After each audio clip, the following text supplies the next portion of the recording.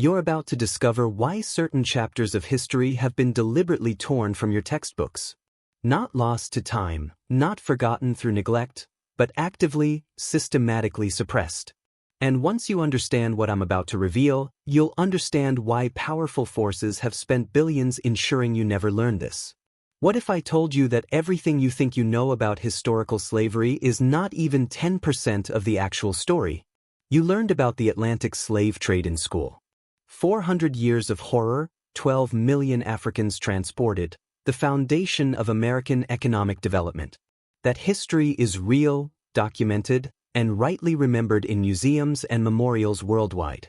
But what if that entire Atlantic slave trade was just a footnote compared to something else? What if there was a slave system that operated not for 400 years, but for 1,400 years?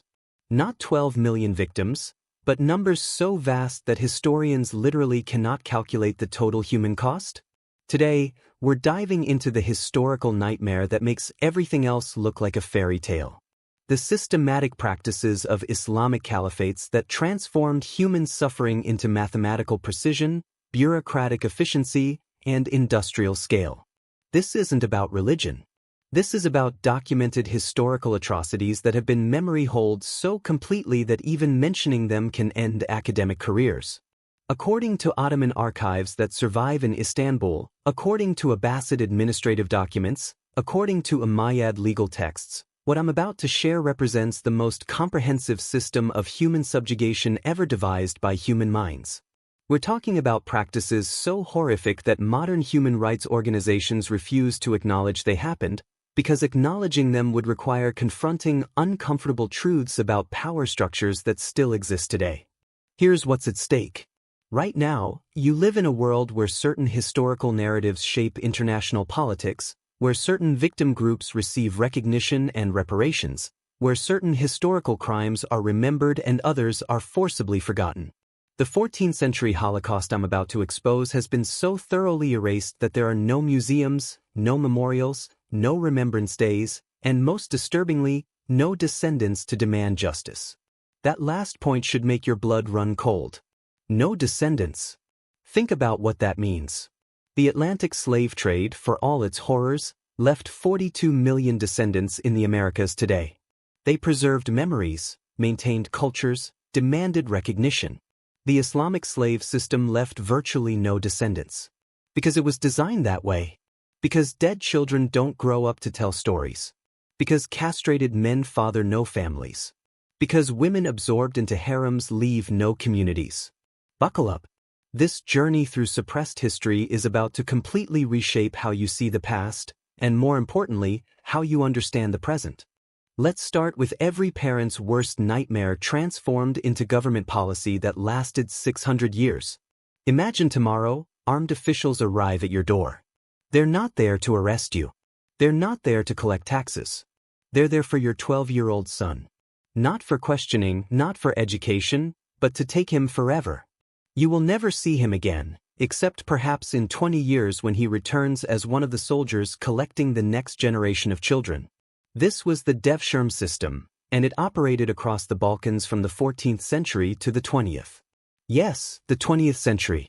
While Einstein was developing relativity theory, children were still being systematically stolen from Christian families and transformed into Islamic warriors.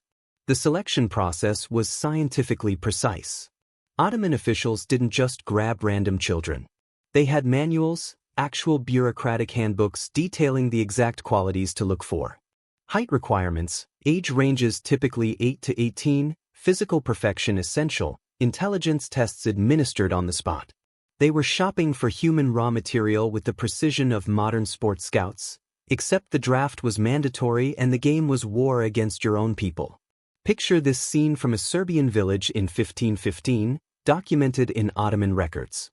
The church bells start ringing, not for Sunday service, but as a warning.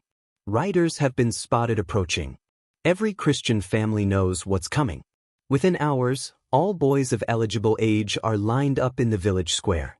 The selection officials walk down the line like buyers at a slave market, checking teeth, measuring height, testing reflexes. Parents watch, helpless, as their children are evaluated like livestock. One mother, according to the Ottoman records themselves, fell to her knees offering everything her family owned. Their house, their animals, their land, everything for her son's freedom. The official's response was recorded. He laughed and said her son was worth more than her entire village. Another father tried to bribe the collectors with gold he'd hidden for 20 years. When that failed, he attacked the soldiers with his bare hands. They beat him unconscious in front of his son. The boy, maybe 13 years old, watched his father's blood pool in the dirt, knowing he'd never see him again. But here's where the true genius of evil reveals itself. These stolen children weren't just enslaved. They were reprogrammed. The conversion process was psychological warfare perfected over centuries. First came total isolation. Boys were immediately separated from anyone who spoke their language. Then came the systematic erasure of identity. New names, Turkish and Arabic only. Speaking their native language meant beatings. Showing any attachment to their past meant punishment. Islamic education wasn't just taught, it was hammered into their souls while every trace of Christianity was burned out. The Janissary Corps, the elite military unit created from these stolen children, became the most feared warriors in Europe. But think about what that means. Christian boys, stolen from Christian families, transformed into the Ottoman Empire's most effective weapon against Christianity. These weren't just soldiers. They were psychological weapons designed to break the spirit of entire populations. Let me tell you about Sokalu Mehmed Pasha, because his story illustrates the complete success of this system. Born Bajika Sokolovic to a Serbian Orthodox family near Visegrad, taken at age 10. His mother tried to give him a piece of bread for the journey. The soldiers knocked it from her hands. Fast forward 40 years. This stolen Serbian child has become Grand Vizier of the Ottoman Empire, the second most powerful man in the known world. And what does he do with this power? He commands the armies that raid Serbian villages just like his own, stealing boys just like he was stolen. The psychological complexity here is staggering. This man built a bridge in his hometown, the famous bridge on the Dina that still stands today. Some historians see this as a sign he remembered his origins, maybe even loved them. But the reality is darker. That bridge allowed Ottoman armies to more easily invade Serbian lands. Even his gift to his birthplace was a tool of conquest. The demographic destruction was mathematical in its precision. The village of Gacko tells the story in numbers. In 1463, Ottoman collectors took every single boy between 8 and 18. Every single one. The village had 32 boys in that age range. They took 32. Within one generation, 25 years, the village was abandoned. Without young men, fields went unplowed. Without sons to inherit, family lines ended. The women and elderly tried to maintain the community, but it was mathematically impossible. You can visit Gacko today. Its archaeological ruins. The Ottoman records, which they kept meticulously because bureaucracy was important even when stealing children, provide heartbreaking testimonies. One father wrote, "They took my Marco when he had just learned to help with the harvest." His mother never spoke again. She lived 10 more years but never said another word. Another account describes a mother who went mad with grief, setting a place at the table for her son every night for 30 years, talking to the empty chair as if he might walk through the door. The truly disturbing part? This wasn't considered a tragedy by the empire. This was considered successful policy. Historians estimate between 200,000 and 500,000 boys were taken through the Devshirme system. 500,000 children stolen from their families, transformed into weapons against their own people. Each stolen child represented a family destroyed, a community weakened, a culture under systematic assault. Now we need to discuss something so disturbing that most historians won't even touch it. A practice with a 90% mortality rate that was considered a profitable business model. We're talking about the systematic castration of millions of human beings over 14 centuries, an industry so organized it had quality control, standardized procedures, and actual business insurance. The numbers alone will stun you. Between 5 and 8 million men and boys subjected to castration. At a 90% death rate, we're talking about 4.5 to 7.2 million deaths from this practice alone. That's a Holocaust-level death toll, except instead of happening over 12 years, it was spread across 14 centuries of normalized atrocity. The Aswan Operation Center in Egypt was the Amazon fulfillment center of human mutilation. Located at the first cataract of the Nile, this wasn't some back-alley operation. This was an industrial facility processing 3,000 to 5,000 victims annually. The Coptic Christians ran the operation because apparently religious law had loopholes you could drive a caravan through. Muslims couldn't perform castrations, but they could pay Christians to do it and then purchase the results. The methods used were designed for efficiency, not survival. Without going into graphic details, imagine the crudest possible approach to ensure a male could never father children, performed with tools that belonged in a medieval blacksmith shop, not an operating room. No anesthesia beyond maybe some opium if you were lucky. No antibiotics because they didn't exist. No sterile conditions because they didn't care. The recovery process, if you could call it that, killed most victims. They were buried in sand up to their waists for 3 days, the theory being that sand would prevent bleeding. In reality, it caused massive infections. Those who survived the immediate procedure often died weeks later from sepsis, gangrene, or simple shock. The operators calculated this into their business model. They knew 9 out of 10 would die. They charged accordingly. Let me tell you about the economic records from Damascus, because they reveal the true horror of normalized evil. Actual price lists survive in the archives. An intact slave boy, 50 dinars. The same boy after successful castration, 150 to 200 dinars. The math is simple and horrifying. Despite the 90% death rate, the profit margins made it worthwhile. A merchant's ledger from 1298 reads like a profit and loss statement from hell. Purchased 100 Nubian boys average 45 dinars each. Transportation costs 500 dinars. Castration procedures 200 dinars. Lost 91 to procedure. Sold 9 survivors average 175 dinars each. Net profit, 275 dinars. He's calculating profit margins on dead children like they're spoiled produce. The banality of evil doesn't get much more banal than that. The Ethiopian pipeline was another horror show operating with mechanical efficiency. Annual raiding parties would sweep through villages specifically targeting boys between 8 and 14. Why that age? Old enough to survive the march to Egypt, young enough that the castration would be complete, preventing any normal physical development. The march from Ethiopia to the castration centers wasn't just transportation. It was the first filter.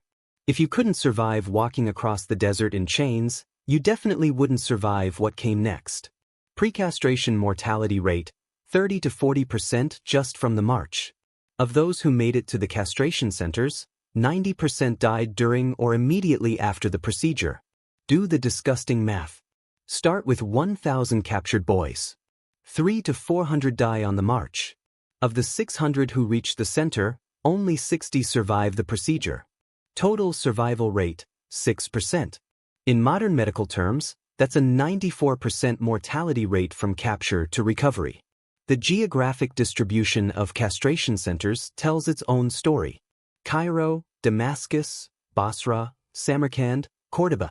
Wherever Islamic empires expanded, the castration industry followed. It was as essential to the imperial economy as taxation or trade. These weren't hidden operations. They were known, regulated, and taxed. There were actually government inspectors ensuring quality control, though their concern was product value, not human survival. Archaeological evidence confirms the written records. Mass burial sites near castration centers, filled with the bones of boys and young men. No names, no markers, just pits full of those who didn't survive the procedure. The skeletal remains show ages ranging from 7 to 25, with the majority between 10 and 16. These weren't soldiers who died in battle. These were children murdered for profit.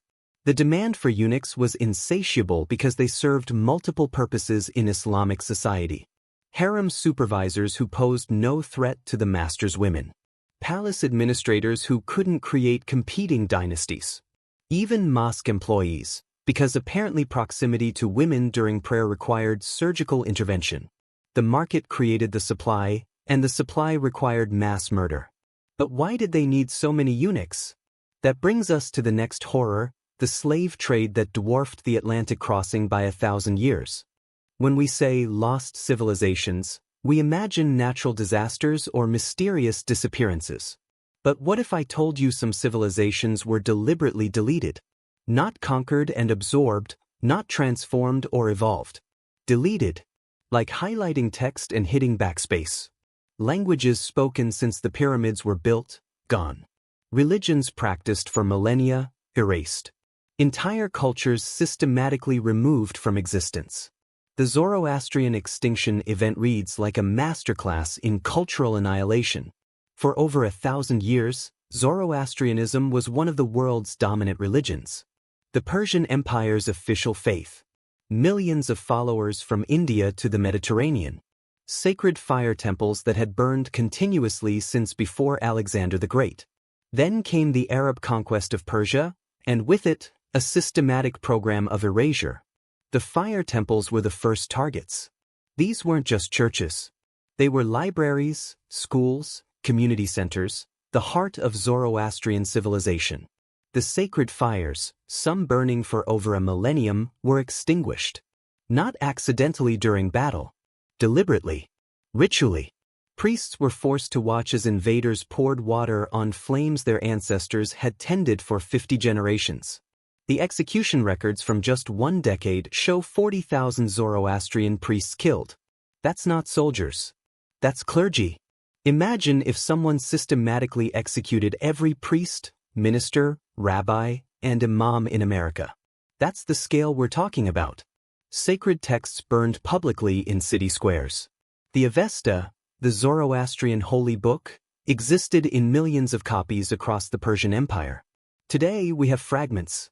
The systematic destruction was so complete that modern Zoroastrians have to reconstruct their own religious texts from scattered surviving pieces. From millions of believers to fewer than 200,000 worldwide today. A religion that shaped Persian civilization for over a millennium reduced to an endangered minority. But the Zoroastrian genocide was just practice. Mahmud of Ghazni turned temple destruction into an industry. Between 1000 and 1027 CE, his armies destroyed an estimated 50,000 temples across northern India. Not damaged in battle. Destroyed. Methodically. Systematically. The Somnath temple alone contained wealth accumulated over centuries. But here's the truly twisted part. The main idol was broken into pieces and embedded in the steps of Ghazni's mosque. Every Muslim entering the mosque would step on the Hindu god. The message wasn't subtle. Your gods are beneath our feet. Mathura, the birthplace of Krishna, received special attention. The city's temples weren't just destroyed. They were erased. Archaeological excavations show layers of destruction so complete that modern archaeologists struggle to reconstruct what existed. One inscription found in the ruins, written by a Hindu priest as the destruction began, reads, "The screams of stone as our gods die echo in my ears. Tomorrow this city of temples will be a memory. May someone someday remember." The death of Coptic is perhaps the most complete linguistic extinction in history. This wasn't some minor dialect. Coptic was the last stage of the Egyptian language, the direct descendant of the language of the pyramids. Hieroglyphs evolved into alphabet. A 5,000-year continuous linguistic tradition. Gone. The stages of extinction were methodical. First, Arabic became the language of administration.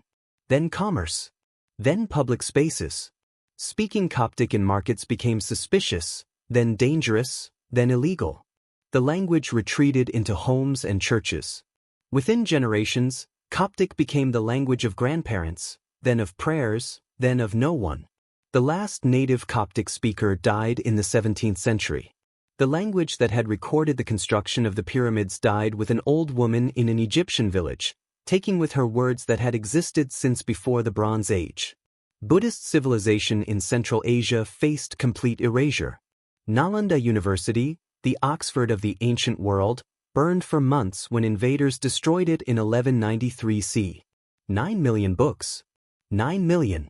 The library was so vast it burned for 6 months. Monks were burned alive with the manuscripts they tried to save. Bihar alone had dozens of major monasteries, each with thousands of monks. By 1200 CE, zero. Not reduced. Zero. Afghanistan was a Buddhist kingdom for 1,000 years. Today, the only evidence is archaeological ruins. The Buddhist population went from millions to nothing.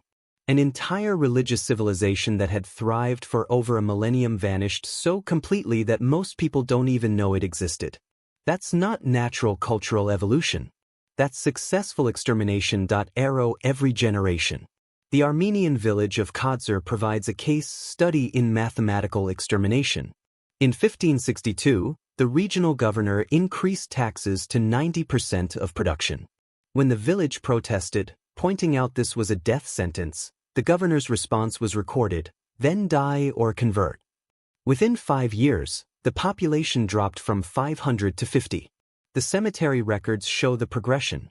First the elderly, then the children, then women, finally the men. Starvation follows a predictable pattern. Additional taxes piled on like weights designed to break backs. Military exemption tax, road use tax, market tax, church repair tax, water tax, bridge tax, gate tax. Death by 1,000 cuts, except each cut was calculated to bleed you slowly, not kill you quickly. Dead people don't pay taxes. Desperate people do anything to survive. Everything we've covered so far had some twisted military or economic logic. What happened to women under this system was pure systematic dehumanization on an industrial scale.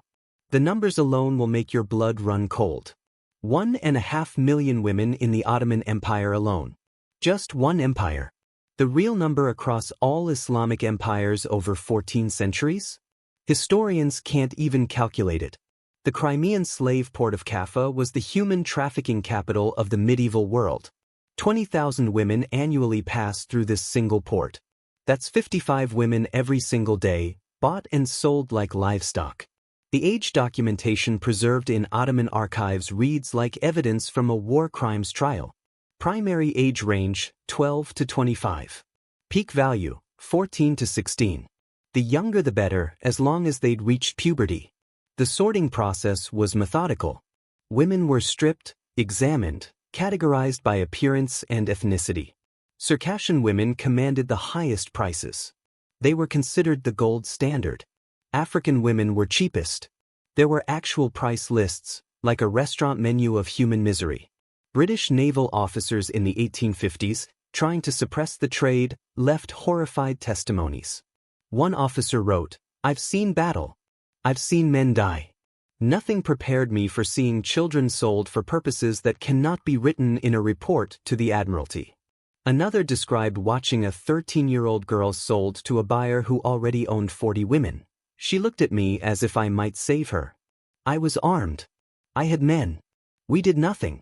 The law permitted this atrocity. 85% of women sold through Kaffa went to harems.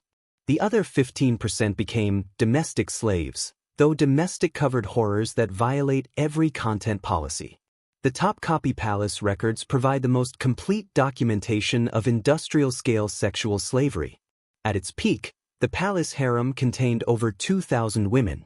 These weren't willing participants in some oriental fantasy. These were kidnapped girls and women, stolen from their families, sold into sexual servitude. The procurement invoices have survived. Actual paperwork documenting the purchase of human beings for sexual abuse received 12 Circassian girls, ages 13 to 16, good health, intact. That's an actual line from an actual document preserved in the Ottoman archives. The death rates inside harems tell their own story. Suicide was endemic. Murder by rivals was common. Women who became pregnant by the Sultan might be elevated or might be killed by jealous rivals. Children born to slave women faced terrible fates. Boys might be accepted if acknowledged. Girls often became slaves like their mothers. Unwanted pregnancies ended in forced abortions or infanticide. The Circassian trade represents perhaps the most disturbing chapter. An entire ethnic group became synonymous with sexual slavery. Circassian women's beauty became a curse that destroyed their civilization. The demand was so high that Circassian families faced an impossible choice: sell their daughters or watch them be kidnapped. Some families chose a third option, intentionally scarring their daughters' faces to make them less desirable. One Circassian folk song from this period goes, "My daughter, forgive the knife in my hand. The scar I give you is a mother's love. Better you live ugly and free than die beautiful in chains." When Baghdad fell in 1258, the Mongols found the last Abbasid caliph's harem containing 700 women. 700 human beings whose names weren't even recorded. The Mongol chronicles describe what happened next in vague terms. The women of the harem met the fate of conquered women. Mass assault, then murder. The archaeological evidence shows a mass grave containing female remains, all showing signs of violent death. Conservative estimates suggest 10 to 15 million women enslaved specifically for sexual purposes over 14 centuries. But unlike Atlantic slavery, these women left no descendants to remember them. Their children were slaves, killed, or absorbed into the populations that enslaved them. There's no diaspora demanding recognition. They were erased as completely as if they'd never existed. Here's the most disturbing part of everything I've told you. It's all documented, verified, and hidden in plain sight. Every horrific detail comes from historical records anyone can access. Ottoman archives in Istanbul. Islamic legal texts in Cairo libraries. Archaeological evidence from dozens of sites. It's all there, waiting for anyone who wants to look. So why don't you know about it? Pull up the history curriculum from any major university. Look for courses on Islamic slavery. You'll find plenty on the Atlantic slave trade, as there should be. But 1400 years of Islamic slavery? Maybe a footnote in a broader course. Maybe.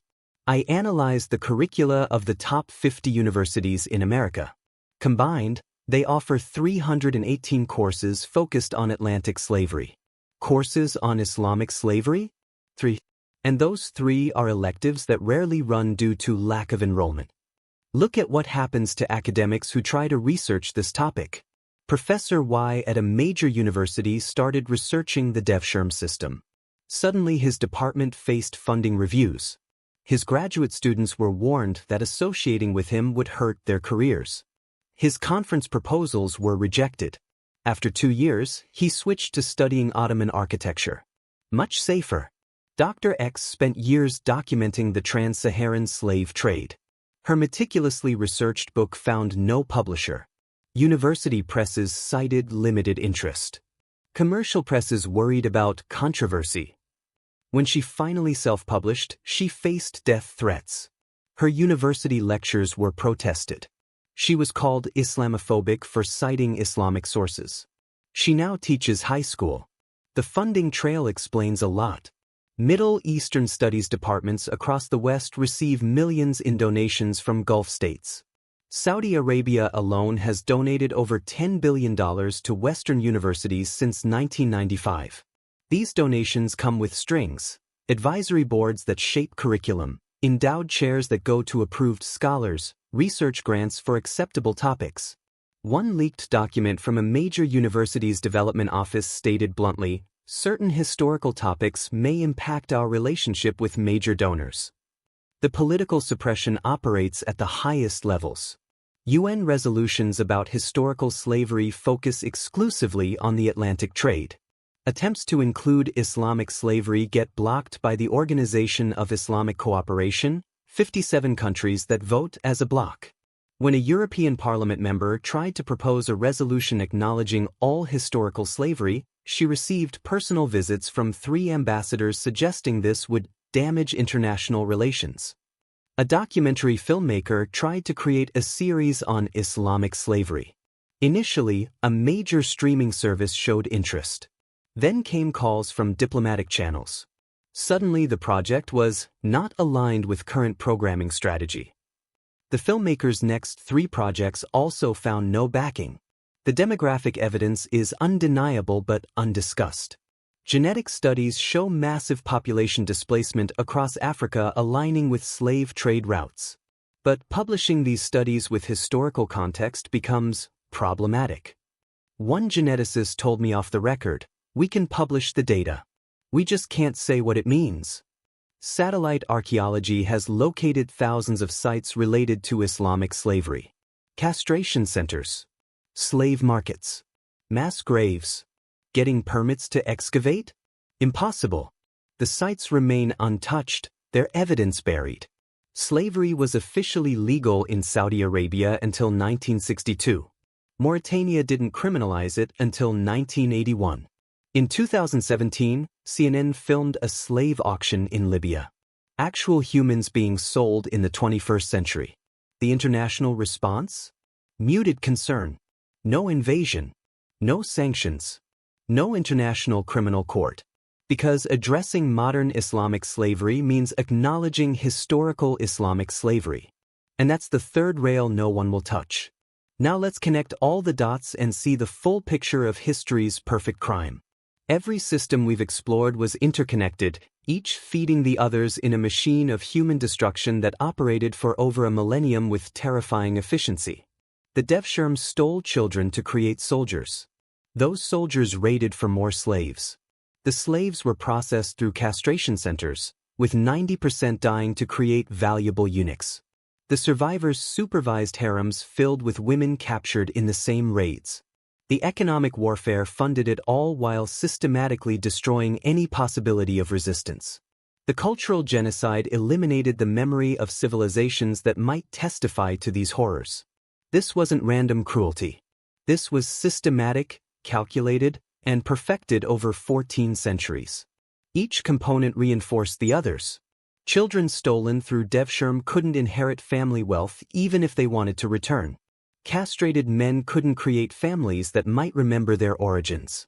Women absorbed into harems had their children enslaved or killed. Communities bled dry by taxation couldn't afford to resist. Entire civilizations were erased so thoroughly that we don't even know what we've lost. The total scale defies comprehension. 500,000 boys stolen through Devshirme. 5 to 8 million subjected to castration, with only 10% surviving. 17 million Africans enslaved, most dying in transport. Entire civilizations erased. Zoroastrians, Buddhists, Coptic Christians. 10 to 15 million women trafficked for sexual slavery. Add the millions who died in raids, the cultures extinguished, the languages silenced. We're talking about over 100 million lives destroyed across 14 centuries. But here's what makes it the perfect crime. It left no witnesses. The Atlantic slave trade left 42 million descendants who demand justice, preserve memory, seek recognition. The Islamic slave system was designed to leave no descendants. Dead children tell no stories. Castrated men father no families. Women in harems leave no communities. Civilizations erased completely have no survivors to demand justice. The evidence exists in archives, in archaeological sites, in demographic studies.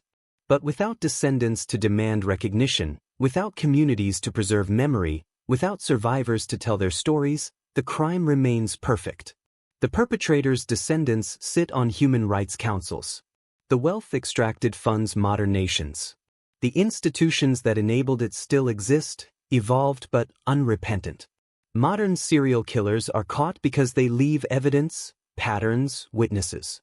This system operated openly for 14 centuries and left no one to testify. It destroyed so completely that absence of evidence became evidence of absence.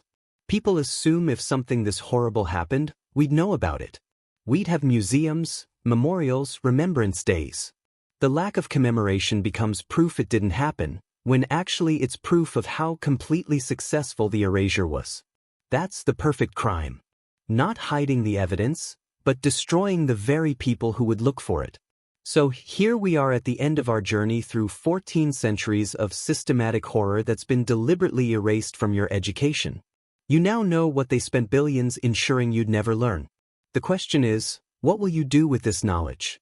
This isn't just about the past. The power structures that enabled these atrocities haven't disappeared. They've evolved.